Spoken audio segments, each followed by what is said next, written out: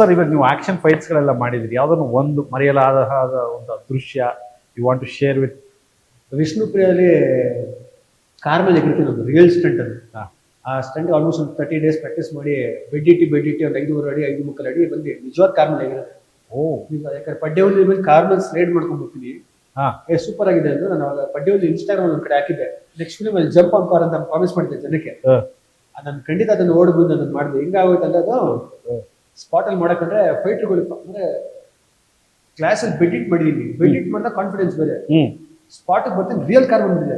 Real car ಬಂದಾಗ ಧೈರ್ಯ ಬರ್ತಲ್ಲ ಮನ್ಸಲ್ಲಿ ಒಳಗಡೆ, ಯಾಕೋ ಓಡ್ಬಂದ್ರೆ ಬೆಡ್ ಕುದ್ರೆ ಕಾಲ ಇಟ್ಟಾರೆ ಏನಾಗಲ್ಲ, ಕಾರ್ ಕುದ್ರೆ ಓಡ್ಕೊಂಡ್ ಬಂದಾಗ ಹಿಂಗೆ ಆಗ್ತಲ್ಲ. ಫೈಟರ್ಗಳು ಇಬ್ರು ನೀನ್ ಹೋಗು ಅಂತ ಹೇಳ್ತೇನೆ. ಯಾರು ಎಗಿರ್ತಲ್ಲ ಫೈಟರ್ಗಳು, ಯಾರೊಬ್ರು ಮತ್ತೆ ಹೇಳ್ಕೊಂಡು ಹೋದ್ರು. ಒಂದ್ 7 ಟೇಕ್ ಮಾಡಿದ್ರೆ ಮಾಸ್ಟರ್ ಬಿಟ್ಬಿಡಿ ಸರ್ ಆಗಲ್ಲ ಅಂತ. ನಾನು ಆ ಶಾರ್ಟ್ ನಾನೇ ಬೇಕೇ ಬೇಕು ಅಂತ ಹೇಳಿದ್ದೆ, ಶಾರ್ಟ್ ಬೇಕೇ ಬೇಕು ಅಂತ. 8ನೇ ಟೇಕ್ ಓಡ್ ಬಂದು ಎಗಿರಿದೆ. So that is one of my favourite shorts. ಏನ್ ನಿಮ್ಗೆ nothing was happen? Nothing. But I had injury during ರಾಣದಲ್ಲಿ ರೋಪ್ ವರ್ಕ್ ಜಾಸ್ತಿ ಮಾಡಿದಾಗ ಬ್ಯಾಕ್ ಎಲ್ಬೋರ್ ಡಿಸ್ಕೆಟ್ ಆಗ್ಬಿಟ್ಟಿತ್ತು ನನಗೆ ಮುಂಚೆ.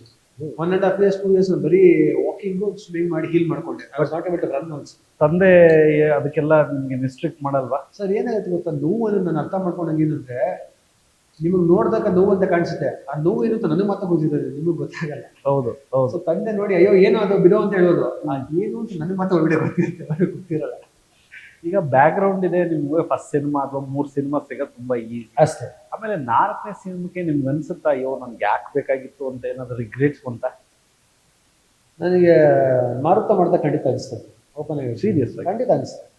ಖಂಡಿತ ನಾಟ್ ಬ್ಲೇಮಿಂಗ್ ಎನಿವನ್, ಬಟ್ ನನಗೆ ಖಂಡಿತ ಅನಿಸ್ತದೆ ಯಾಕಾದ್ರೂ ಬೇಕಾಗಿತ್ತು ಸಿನಿಮಾ ಇಲ್ಲ. ಯಾಕಂದ್ರೆ ನನಗೆ that is not my vision, not my style R ಮೈ ಇದು ಅಂತ. ಅಂಡ್ ನನ್ನ ಒಂದೇ ಪಾಲಿಸಿ, ಜಸ್ಟ್ ಬಿಕಾಸ್ ನೀವು ದೊಡ್ಡವರ ತಕ್ಷಣ ನೀವು ಹೇಳಿದ ಮಾತಲ್ಲ ಕೇಳಕ್ಕಾಗಲ್ಲ. ನನ್ನ ಪಾಲಿಸಿ ಆಫ್ ಲೈಫ್ ಹಂಗೆ ಇರುತ್ತೆ.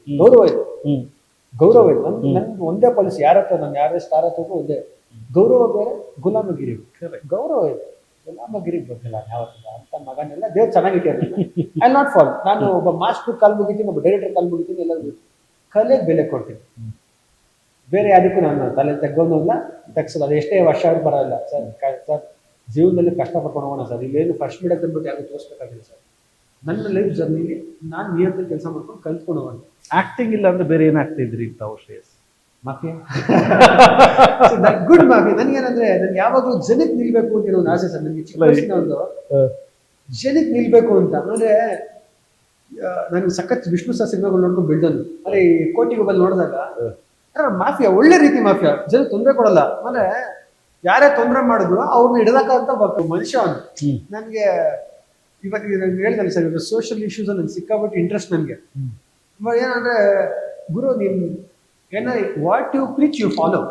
ನೀನ್ ಇದಂದ್ರೆ ಇದು ಹಿಂಗೆ ಮಾಡೋಕೆ. ನಮ್ಮ ಮನೆ ಹತ್ರ ಎಷ್ಟೊಂದು ಹುಡುಗರು ಬರ್ತಾರೆ ಸರ್, ಫ್ಯಾನ್ಸ್ ಬರ್ತಾರೆ.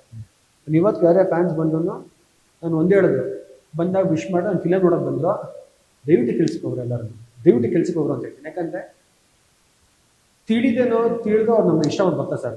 5 ಜನ ಆಗೋದು, 10 ಜನ ಆಗೋದು, 50 ಜನ ಆಗೋದು. ಅವನಿಗೆ ನಾನು ಒಳ್ಳೇದು ಹೇಳಿ ಕಲಿಸ್ಬೇಕು. ನಾನು ಅವನು ನನ್ನ ಲೆವೆಲ್ ಆಫ್ ಅಂಡರ್ಸ್ಟ್ಯಾಂಡಿಂಗ್ ಒಂದು ಲೆವೆಲ್ ನನ್ಗೆ ಕಡಿಮೆ ಇದೆ ಅಂದ ತಕ್ಷಣ, ಅವ್ನ ಜಿಗೆ ಅಂದ ತಕ್ಷಣ ಅವ್ನು ಎಲ್ಲ ರೀತಿ ಯೂಸ್ ಮಾಡ್ಕೊಂಡು ಅವ್ನು ಅಲ್ಲೇ ಇಡೋದು ನನ್ನ ಧರ್ಮ ಅಲ್ಲ ಸರ್. ನನ್ನ ಫ್ಯಾನ್ ಆದವನು ಅವ್ನು ಇವತ್ತು ನನ್ನ ಫ್ಯಾನ್ ಆಗಿದೆ, ನಾನು ಏನೇ ಕೆಲಸ ಮಾಡೋಕೆ. ಯಾಕಂದ್ರೆ ಇನ್ನೊಂದು ಆಗ್ತದೆ, ಪಡ್ಡೆಯಲ್ಲಿ ನನ್ನ ಹತ್ರ 10 ಜನ ಬಂದಿದ್ದು ಹುಡುಗರು, ಬರೀ ನನ್ನ ಹತ್ರ ಅಸಿಸ್ಟೆಂಟ್ಗೆ 700 ರೂಪಾಯಿ ಕೆಲಸ ಮಾಡಿದ ಹುಡುಗರು, ಇವತ್ತು 50,000 ದುಡಿತಾನೆ ಅವ್ನು ಕಂಪ್ಲೀಟ್ ಸೇರ್ಕೊಂಡು. ಇನ್ನೊಬ್ಬ ಮೋಹನ್ ರಾಜ್ ಅಂತ ನಮ್ಮ ಹುಡುಗ, ಇದನ್ನ ಹಾಕ್ತಾರೆ ಪಡ್ಡೆ. ಕೊನೆಗೆ ರಾಣಾದಲ್ಲಿ ಒಂದ್ಸತಿ ನನ್ನ ಶೂ ಎತ್ಕೊಂಡ್ಬಿಟ್ಟಪ್ಪ, ನನ್ನ ಅಸಿಸ್ಟೆಂಟ್ ಅವನ ಶೂ ಫೈಟ್ ಅಲ್ಲೂ ಇತ್ತು.